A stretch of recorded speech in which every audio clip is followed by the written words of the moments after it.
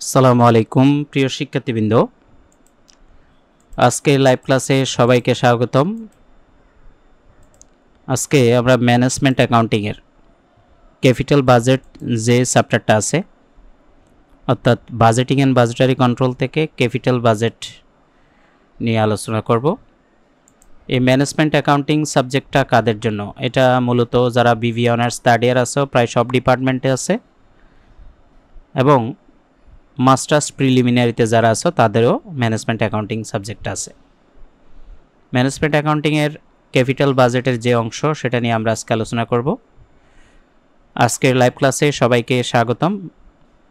লাইভটা শুরু করার আগে সবাইকে রিকোয়েস্ট করব যে আমার ভয়েসটা ক্লিয়ার আছে নাকি একটু সবাই কমেন্ট করে জানাবা। তোমরা সবাই কমেন্ট করো, আমি একটু লাইভটা ক্লিয়ার আছে নাকি বা আমার সাউন্ড ক্লিয়ার আছে নাকি সেটা চেক করতেছি। তোমরা যদি কমেন্টে আমার ভয়েস ক্লিয়ার শুনতে পাও তাহলে একটু ক্লিয়ার কথাটা লিখে দিবা, আর যদি ভয়েস শুনতে না পাও তাও আমাকে একটু জানাবা। আমরা তোমাদের কমেন্ট দেখে আমার ভয়েসটা আমি ঠিক করে নিব, ঠিক আছে? তো আমি 1 মিনিট পরেই লাইভটা শুরু করতেছি, তোমরা একটু কমেন্ট করো, রিকোয়েস্ট থাকবে সবাই একটু কমেন্টে জানাই দাও আমার ভয়েসটা ক্লিয়ার শুনতেছো নাকি।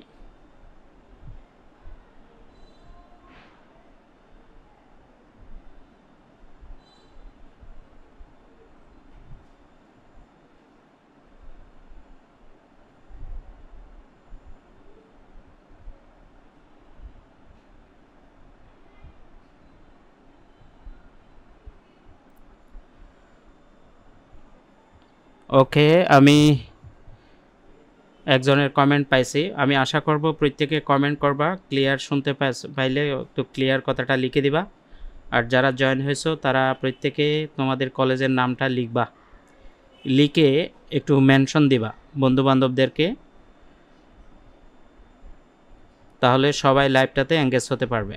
লাইভটা অবশ্যই শেয়ার করে টাইমলাইনে রেখে দিবা, কমেন্ট করবা, এবং আমি অঙ্ক বোঝানোর সময় কোথাও প্রবলেম ফেস করলে সেটা জানাবা, আর কিছু কিছু আমি প্রশ্ন করলে সেগুলোর উত্তর দেওয়ার চেষ্টা করবা।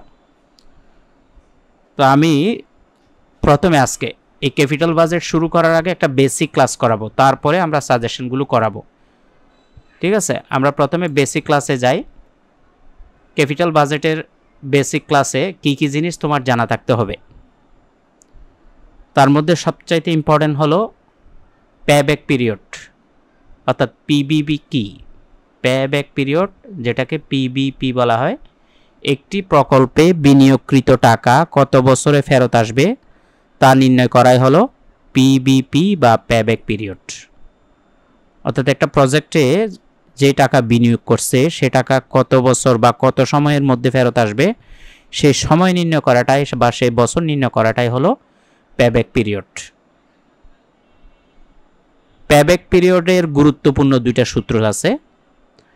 পেব্যাক পিরিয়ড নির্ণয় করতে হলে একটা সূত্র হলো, এ নাম্বার দিয়ে দিয়েছি দেখো, when annual cash flow are equal. এটার অর্থ হলো যখন নগদ প্রবাহ, বার্ষিক নগদ প্রবাহ সমান হয়, অর্থাৎ প্রকল্পগুলো থেকে যে নগদ প্রবাহ আসে সেগুলো যদি সমান হয় তাহলে পেব্যাক পিরিয়ড নির্ণয়ের সূত্র হলো এনসিইউ ডিভাইডেড এনসিভি। এনসিইউ বলতে আমরা বুঝি নেট ক্যাশ আউটলে, অর্থাৎ প্রকল্পের যে প্রাথমিক বিনিয়োগ থাকে, একটা প্রকল্প শুরু করার সময় যে ইনভেস্টমেন্ট থাকে সেটাকে সংক্ষেপে বলা হয় এনসিইউ, যার পূর্ণরূপ হলো নেট ক্যাশ আউটলে। আরও সহজ কথায় বললে ইনিশিয়াল ইনভেস্টমেন্ট, প্রকল্পের প্রাথমিক বিনিয়োগ।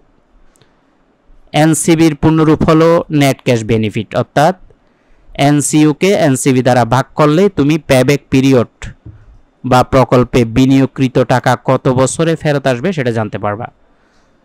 তাহলে এটা হলো একটা পদ্ধতি পেব্যাক পিরিয়ডের। এটা কখন ব্যবহার হবে এই সূত্র? যখন তুমি দেখবা প্রকল্পের নগদ প্রবাহগুলো সমান হবে। আমি যদি একটা এক্সাম্পল দিই, পাশে দেখো এক্সাম্পল দিয়ে একটা টেবল দেখাইলাম, যেখানে ইয়ার ধরলাম যে প্রকল্পটার মেয়াদ 5 বছর, সেজন্য ইয়ার 1, 2, 3, 4, 5। ক্যাশ ফ্লো নগদ প্রবাহগুলো দেখো প্রত্যেক বছরে 10, 10, 10, 10, 10 মানে সমান। এরকম যখন ক্যাশ ফ্লোগুলো প্রত্যেক বছর সমান হবে তখন পেব্যাক পিরিয়ড বা পিবিপি নির্ণয়ের সূত্র কিন্তু এনসিইউ ডিভাইডেড বাই এনসিবি। তাহলে এনসিইউ মানে কি? Net cash outlay. Net cash outlay মানে বাংলায় বললে প্রকল্পের প্রাথমিক বিনিয়োগকে বোঝায়। এনসিবি বলতে কি বুঝি? এনসিবির পূর্ণরূপ হলো নেট ক্যাশ বেনিফিট। এটা গেল প্রকল্পে বার্ষিক নগদ প্রবাহ সমান হলে। বি নাম্বারে পাশে আরেকটা পদ্ধতি আছে, when annual cash flow are not equal। যখন বার্ষিক নগদ প্রবাহগুলো অসমান হয় বা সমান হয় না তখন পেব্যাক পিরিয়ড বা পিবিপি সমান সূত্রটা হবে A plus NCU minus C divided D. এখন তোমাকে জানতে হবে এই এ বলতে কি বুঝি, এনসিইউ বলতে তো আমরা আগেই জানছি, সি মানে কি, ডি মানে কি। তার মানে এখানে এনসিইউটা আমরা জানি আগে সূত্র থেকে। এখন এ কি, সি কি, ডি কি এটা জানবো, তাই না? পাশে নিচে হেয়ার দিয়ে এ বলতে বোঝায় the year which cumulative NCV comes nearer to NCU. এটার অর্থ হলো যাদের ক্রমযোজিত নগদ প্রবাহ, কিউমুলেটিভ এনসিভি ক্রমযোজিত নেট ক্যাশ বেনিফিট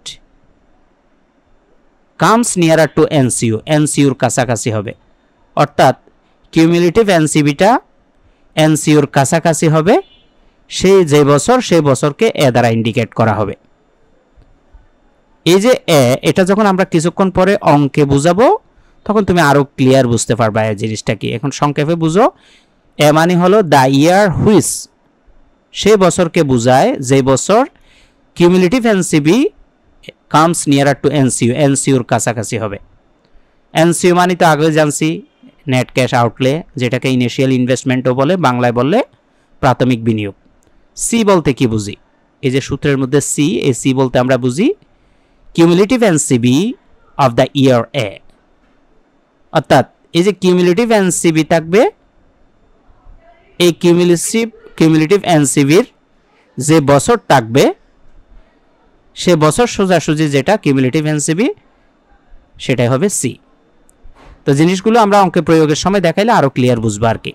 ডি বলতে NCB of the year A following the year A. D হলো এ বছরের যে পরবর্তী বছর থাকবে, মানে এ বছর তো একটা বছর থাকবে, সে বছরের পরবর্তী বছরের যে এনসিবি সেটাই হবে ডি এর মান। সেজন্য বলছে ডি সমান হলো NCB of the year following the year A. তাহলে আমরা পেব্যাক পিরিয়ডের দুইটা পদ্ধতি দেখলাম, এগুলো আমরা কিছুক্ষণ পরে অঙ্কে প্রয়োগ করলে বুঝতে পারবো। একটা হলো যদি সমান নগদ প্রবাহ হয় তাহলে এই সূত্রটা ব্যবহার হবে এনসিইউ ডিভাইডেড বাই এনসিবি। যদি অসমান নগদ প্রবাহ হয় তাহলে সূত্র হবে A plus NCU minus C divided by D, PBP বা পেব্যাক পিরিয়ডের সূত্র। এর পরবর্তী পেজে আসলাম। পিবিপি বা পেব্যাক পিরিয়ডের অঙ্ক করতে দুইটা ধাপ অবশ্যই তোমার জানা থাকতে হবে। প্রথম ধাপ বা প্রথম স্টেপ হলো step number 1, calculation of depreciation. তোমাকে অবশ্যই বের করতে জানতে হবে। অবশ্যই সূত্র হলো উই নো ডেপ্রিসিয়েশন সমান cost minus SB divided by life. Cost বলতে কি বুঝি? প্রকল্পে যে প্রাথমিক বিনিয়োগ থাকবে সেটাকে বলা হয় কস্ট, এটা সূত্রের মাইনাস। এসবি মানে স্যালভেজ ভ্যালু অর্থাৎ ভগ্নাবশেষ মূল্য। লাইফ বলতে প্রকল্পের যে মেয়াদ বা আয়ুষ্কাল থাকবে সেটাকে লাইফ। তার মানে যে প্রকল্পে বিনিয়োগ থাকবে বা মেশিন বা কোথাও যদি ইনভেস্ট করে সেই মেশিনের বা সম্পত্তির যে মূল্য সেটাকে কস্ট বোঝায়। সেখান থেকে স্যালভেজ ভ্যালু থাকলে মাইনাস দিব এবং আয়ুষ্কাল দিয়ে ভাগ দিলে আমরা ডেপ্রিসিয়েশনটা পেয়ে যাব। এটা হলো ডেপ্রিসিয়েশন ক্যালকুলেশনের সূত্র। Step number 2, table for calculation of profitability table. অর্থাৎ table for calculation of NCB হইতে পারে, সিপিবি হইতে পারে, পিবি বের করতে হইতে পারে, সেজন্য আমি এখানে ডট ডট দিচ্ছি। তোমাকে একটা টেবল তৈরি করতে হবে। এই টেবলের মধ্যে সর্বোচ্চ 11টা, সর্বনিম্ন 6টা ঘর হতে পারে। আমি টোটাল 11টা ঘরেই দেখাচ্ছি, যখন যে অঙ্কে যতটুকু লাগে আমরা ততটুকুই করব। প্রথম ঘরে ইয়ার হবে 1 নাম্বার কলামে, দ্বিতীয় ঘরের নাম সিএফবিটি। সিএফবিটির পূর্ণরূপ হলো ক্যাশ ফ্লো বিফোর ট্যাক্স, অর্থাৎ কর পূর্ববর্তী নগদ প্রবাহ। 3 নাম্বারের ঘরের নাম ডেপ মানে ডেপ্রিসিয়েশন। এই যে এখানে আমরা একটা ডেপ্রিসিয়েশন বের করছিলাম স্টেপ 1-এ, সেটা এখানে বসাবো। অধিকাংশ সময় সিএফবিটিটা দেয়াই থাকে প্রশ্নে, ডেপ্রিসিয়েশনটা বের করতে হয়। 4 নাম্বার যে কলাম সেটা হলো ইভিটি মানে আর্নিং বিফোর ট্যাক্স। এটাকে আরেকটা নাম বলে এনপিবিটি অর্থাৎ নেট প্রফিট বিফোর ট্যাক্স। সেটা আমরা কিভাবে পাই? সেটা হলো 2 নাম্বার কলাম থেকে অর্থাৎ সিএফবিটি থেকে তুমি যখন ডেপ্রিসিয়েশন 3 নাম্বার কলামের টাকা মাইনাস করবা তখন তুমি ইবিটি বা এনপিবিটি পেয়ে যাবা। তাহলে 4 নাম্বার কলামটার নাম কি? ইবিটি অথবা এনপিবিটি, যে কোনো একটা দিতে পারবা। এনপিবিটির পূর্ণরূপ হলো net profit before tax, EBIT এর পূর্ণরূপ হলো আর্নিং বিফোর ট্যাক্স।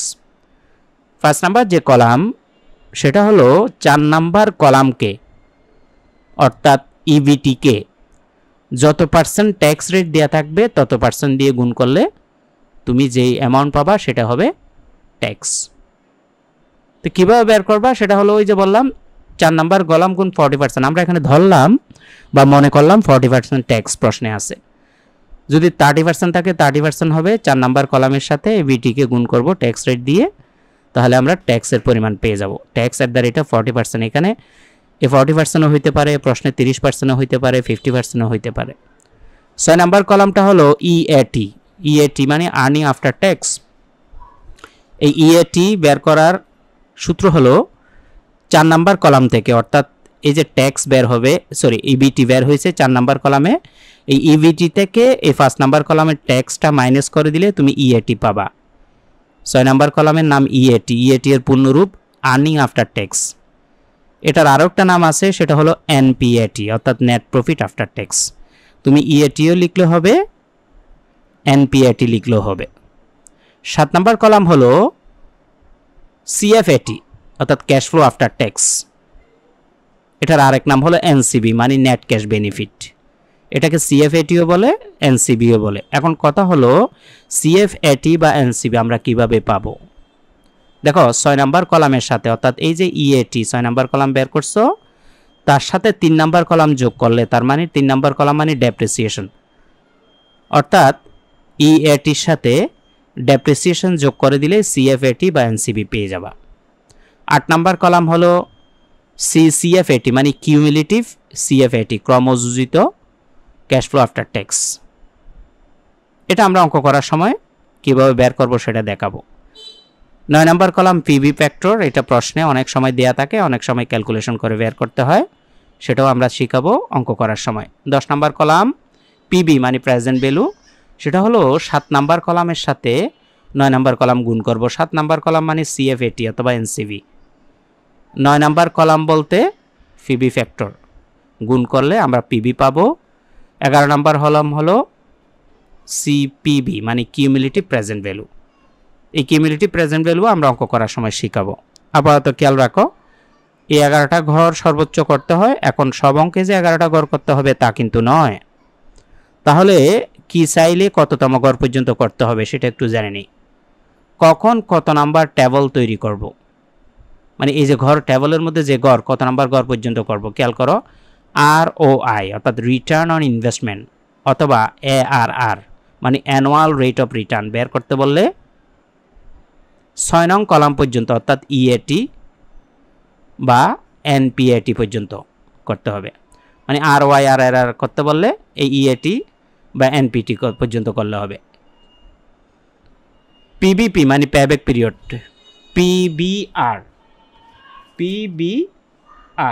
পিবিআর এটার পূর্ণরূপ হলো পেব্যাক রিসাইপ্রোক্যাল বা সারপ্লাস লাইফ। এই পর্যন্ত এই তিনটার মধ্যে যে কোনোটা বের করতে বললে 8 নং কলাম পর্যন্ত অর্থাৎ সিসিএফএটি পর্যন্ত করতে হবে, অর্থাৎ এই যে 8 নং কলাম পর্যন্ত।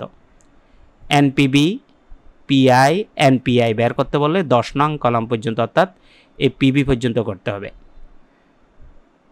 ডিপিবিপি অর্থাৎ ডিসকাউন্টেড পেব্যাক পিরিয়ড বের করতে বললে 11 নং কলাম পর্যন্ত অর্থাৎ এই যে সিপিবি মানে কিউমুলেটিভ প্রেজেন্ট ভ্যালু পর্যন্ত করতে হবে। আর আইআরআর যদি করতে বলে সেক্ষেত্রে আমরা আলাদা টেবল করে দেখাবো। তাহলে আমরা বেসিক অংশগুলো দেখে নিলাম। এগুলো যখন আমরা কিছুক্ষণ পরে অঙ্ক প্রয়োগ করে করে 10-12টা অঙ্ক আমরা করব, আমাদের কাছে একদম ইজি হয়ে যাবে। এবং আমরা যে পিডিএফগুলো তোমাদেরকে দিচ্ছি ওই পিডিএফগুলোর ম্যাথগুলো তোমরা যদি হাতে কলমে প্র্যাকটিস করো এবং আমার ক্লাসগুলো মনোযোগ সহকারে খেয়াল করো, ইনশাল্লাহ এখান থেকেই তুমি কমন পেয়ে যাবা।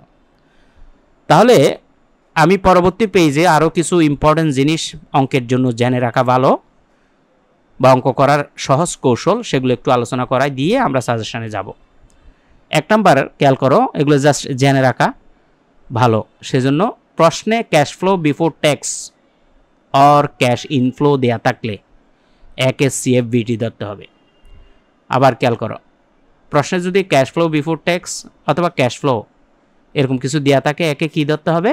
সিএফবিটি ধরতে হবে। আমাদের কিন্তু সিএফবিটি ছাড়া অঙ্ক করা যায় না। 2 নাম্বার প্রশ্নে earning before tax, net profit before tax এরকম যদি দেয়া থাকে, earning before tax or net profit before tax, তাহলে সেটাকে ইবিটি ধরতে হবে। 3 নাম্বার প্রশ্নে earning after tax, net profit after tax দেয়া থাকলে এটাকে ইএটি ধরতে হবে। 4 নাম্বার প্রশ্নে net cash flow or cash flow after tax or net cash inflow দেয়া থাকলে একে এনসিভি ধরতে হবে। 5 নাম্বার সেলভেজ ভ্যালু প্লাস ওয়ার্কিং ক্যাপিটালের উপর কোনো ট্যাক্স ধরা হয় না। সেলভেজ ভ্যালু আর ওয়ার্কিং ক্যাপিটালের উপরে, সেলভেজ ভ্যালু প্লাস ওয়ার্কিং ক্যাপিটালের উপরে কোনো ট্যাক্স ধরা হয় না, উহা সরাসরি এনসিভি হিসাবে গণ্য হয়। এই জিনিসগুলো আমরা যখন অঙ্কের ভিতরে যাব তখন কিন্তু এগুলো লাগবে, সেজন্য জাস্ট আলোচনা করে দিচ্ছি। 7 নাম্বার মিউচুয়ালি এক্সক্লুসিভ প্রজেক্ট মানে হলো পরস্পর বর্জনশীল প্রজেক্ট। মিউচুয়ালি এক্সক্লুসিভ প্রজেক্টের ক্ষেত্রে শুধুমাত্র যে কোনো একটি প্রজেক্ট গ্রহণ করা হবে। সুতরাং যে প্রজেক্টটি সর্বাধিক লাভজনক সে প্রজেক্টটি গ্রহণ করতে হবে। অপরপক্ষে ইন্ডিপেন্ডেন্ট প্রজেক্ট মানে স্বাধীন প্রজেক্ট যদি হয়, ইন্ডিপেন্ডেন্ট প্রজেক্টের ক্ষেত্রে লাভ হলে সবগুলো গ্রহণ করতে হবে, ক্ষতি হলে সবগুলো প্রজেক্ট বর্জন করতে হবে। এই অংশগুলো জেনে রাখলাম। এখন আমরা সাজেশন 1-এর দিকে খেয়াল করব। খেয়াল করো, আমরা সাজেশন 1-এর উপরে প্রশ্নটা রাখছি, নিচে সমাধানটা রাখছি। তো প্রশ্নটা একটু আগে বুঝি আমরা। প্রশ্নের দিকে খেয়াল করো, বলছে BR firm is considering to purchase a machine. তা বিআর ফার্ম নামে একটি প্রতিষ্ঠান বিবেচনা করছে তারা একটা মেশিন ক্রয় করবে। তো তারা সিদ্ধান্ত নিল তারা একটা মেশিন কিনবে। দ্য মেশিন উইল কস্ট টাকা 50,000 এবং ওই মেশিনটির ব্যয় হবে 50,000 টাকা। ইট উইল ইয়াল্ড অ্যানুয়ালি টাকা 20,000 বিফোর ট্যাক্স। অর্থাৎ তাদের সিএফবিটি হবে মানে ক্যাশ ফ্লো বিফোর ট্যাক্স হবে, অর্থাৎ সহজ কথায় ক্যাশ ফ্লো হবে 20,000 টাকা। দেখো এখানে কিন্তু একটা ক্যাশ ফ্লো আছে, তার মানে এটা একটা যখন থাকবে বুঝতে হবে এটা প্রত্যেক বছরে তাদের ক্যাশ ফ্লো 20,000 হবে, মানে সমান cash flow. The corporate tax rate is 30%, তাদের করের হার 30%। The machine life is 5 years, এই মেশিনের আয়ুষ্কাল হবে 5 বছর। ক্যালকুলেট পেব্যাক পিরিয়ড, তাহলে পেব্যাক পিরিয়ড বের করতে বলছে। দেখো এখানে ক্যাশ ফ্লোটা তারা বলছে 20,000, তাহলে এই ক্ষেত্রে পেব্যাক পিরিয়ডের কোন সূত্র ব্যবহার হবে? আমরা তো পেব্যাক পিরিয়ডের 2টা সূত্র শিখছিলাম, তাই না? এ নাম্বার সূত্র কি শিখছিলাম দেখো তো, when annual cash flow are equal, যখন অ্যানুয়াল ক্যাশ ফ্লো সমান হবে সেক্ষেত্রে সূত্র হবে এনসিও ডিভাইডেড বাই এনসিবি, মানে নেট ক্যাশ আউটফ্লোকে অর্থাৎ প্রকল্পের প্রাথমিক বিনিয়োগকে এনসিবি দ্বারা ভাগ করব। বি নাম্বার ছিল when annual cash flow are not equal, যদি তাদের নগদ প্রবাহ অসমান হয়। অসমান বলতে আমরা কি বুঝাইছিলাম? মনে করো মেয়াদ 5 বছর প্রকল্পের 1, 2, 3, 4, 5, কোনো বছর 10 টাকা, কোনো বছর 15 টাকা, এটা একটা এক্সাম্পল আর কি। কোনো বছর 10, কোনো বছর 20, কোনো বছর 18, এরকম যদি হয় অসমান হয় তাহলে এই সূত্র ব্যবহার হবে। আর যদি সমান হয় প্রত্যেক বছর একই 10, 10, 10, 10 টাকা করে, তাহলে এই সূত্র ব্যবহার হবে এনসিও ডিভাইডেড বাই এনসিবি। এখন আমাদের প্রশ্নে যে প্রজেক্টটা আছে তারা বলছে তাদের প্রত্যেক বছর অ্যানুয়ালি ক্যাশ ফ্লো হবে 20,000, তাহলে এটা সমান ক্যাশ ফ্লো, সেজন্য আমরা প্রথম যে সূত্র সেটা বের করেই পেব্যাক পিরিয়ড করব। তাহলে পেব্যাক পিরিয়ডের জন্য আমরা একটা টেবল তৈরি করব আগে, কারণ আমাদের এনসিবি লাগবে। আমরা প্রশ্নে আমরা নিয়মের মধ্যে কি শিখছি, এনসিইউকে এনসিবি দ্বারা ভাগ করব। তো এনসিইউ মানে তো প্রাথমিক বিনিয়োগ, সেটা কিন্তু প্রশ্নে আছে, বাট এনসিবি তো দেওয়া নাই। এই এনসিবিটা বের করার জন্য আমরা একটা টেবল করব, table for calculation of payback period, এটার নাম দিব। এখানে 7টা কলাম থাকবে। ইয়ার হলো প্রথম কলাম নাম্বার 1, 1 থেকে 5, তার মানে এই মেশিনটার আয়ুষ্কাল যে 5 বছর, আমরা ধরে নিলাম প্রজেক্টের মেয়াদ 5 বছর, সেজন্য 1 to 5 এরকম দেওয়ার কারণ হলো যেহেতু তাদের প্রত্যেক বছরে ক্যাশ ফ্লো 20,000 মানে সমান, সেজন্য 1 থেকে 5 বছর একসাথে লিখে দেব। দ্বিতীয় কলামটার নাম হবে সিএফবিটি, এই যেটা দেওয়া আছে 20,000 টাকা। 2 নম্বর কলাম সিএফবিটির পূর্ণরূপ কি, ক্যাশ ফ্লো বিফোর ট্যাক্স। এই যে 20,000 টাকা বিফোর ট্যাক্স বলছে, বসা দিলাম 20,000। 3 নম্বর কলামটার নাম হলো ডেপ্রিসিয়েশন। আমরা কিন্তু ডেপ্রিসিয়েশন বের করা শিখছিলাম। ডেপ্রিসিয়েশনের কি সূত্র শিখছিলাম, ডেপ্রিসিয়েশন পার ইয়ার সমান cost minus salvage value divided by life. দেখো 3 নম্বর কলামে এসে তোমাকে এই ডেপ্রিসিয়েশনটা আগে বের করে নিতে হবে। কস্ট বলতে আমরা বুঝি প্রশ্নের ভিতরে যে মেশিন কিনছে সেটা যে কস্ট সেটা 50,000। সেলভেজ ভ্যালু মানে ভগ্নাবশেষ মূল্য, প্রশ্নে যদি থাকে বসাবো, না থাকলে 0 বসাই দিব।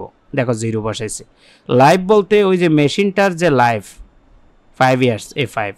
তাহলে 50,000কে এখন তুমি শূন্য বাদ দিলে 50,000, আর 50,000কে 5 দিয়ে ভাগ করলে 10,000, এটা হবে ডেপ্রিসিয়েশন পার ইয়ার, প্রতি বছরের অবশ্যই। এই ডেপ্রিসিয়েশনের এখানে এখন 10,000 বসাই দিলাম। তার মানে 3 নাম্বার কলামে এসে তোমাকে ডেপ্রিসিয়েশনটা বের করে নিতে হবে, বের করে এখানে বসাই দিবা।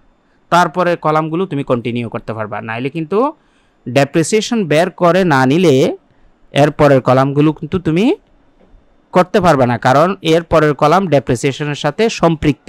দেখো কিভাবে সম্পৃক্ত। ইবিটি 4 নাম্বার কলাম সমান কি, মানে 4 নাম্বার কলামটার নাম হলো ইবিটি, আর 4 নাম্বার কলাম আমরা পাবো কিভাবে, 2 নং কলাম মাইনাস 3 নং কলাম, তার মানে সিএফবিটি থেকে ডেপ্রিসিয়েশনটা মাইনাস করব।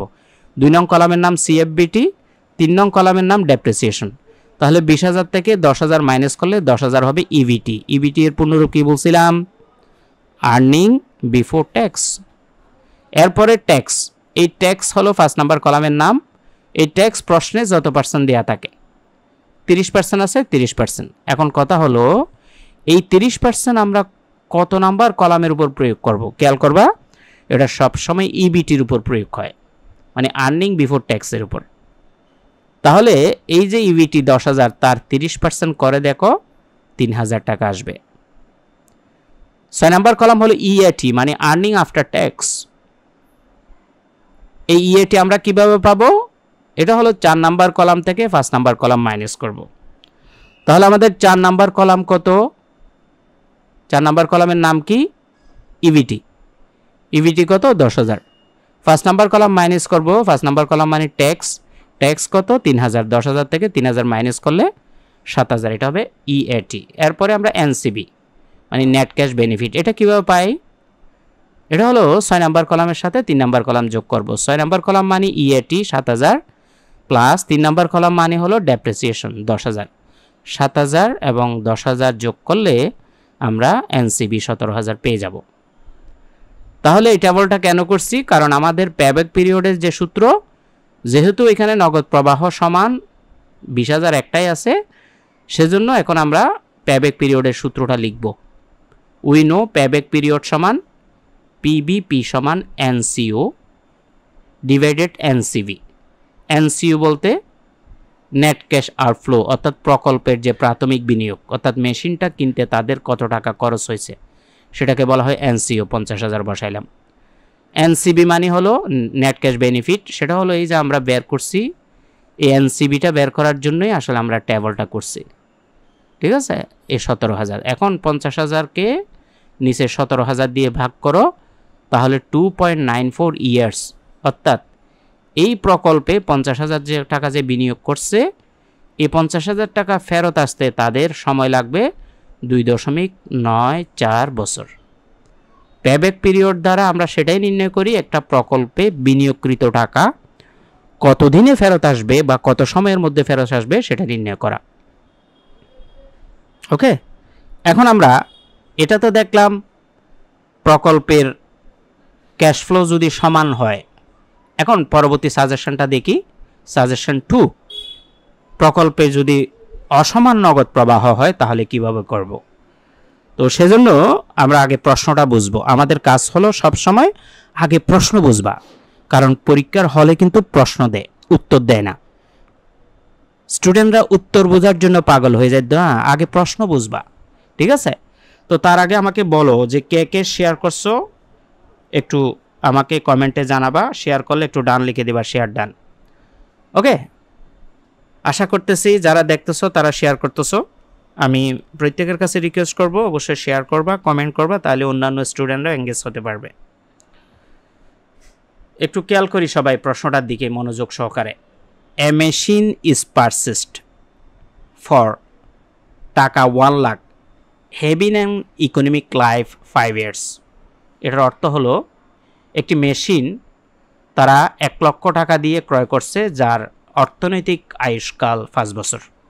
মানে মেশিনটার ইকোনমিক লাইফ হলো 5 বছর, আর মেশিনটা কিনছে কত দিয়ে? 1 লাখ। দেখো এই 1 লাখ কিন্তু প্রকল্পের প্রাথমিক বিনিয়োগ অর্থাৎ এনসিও বা কস্ট, আর লাইফ হলো 5 বছর। The cash inflow from this machine for the 5 years আর টাকা 10,000, 15,000, 50,000, 40,000 অ্যান্ড টাকা 60,000। এটার অর্থ হলো তাদের এই মেশিনটা থেকে তারা ক্যাশ ইনফ্লো হয়, অর্থাৎ সিএফবিটি হয়। ক্যাশ ইনফ্লো মানে সিএফবিটি।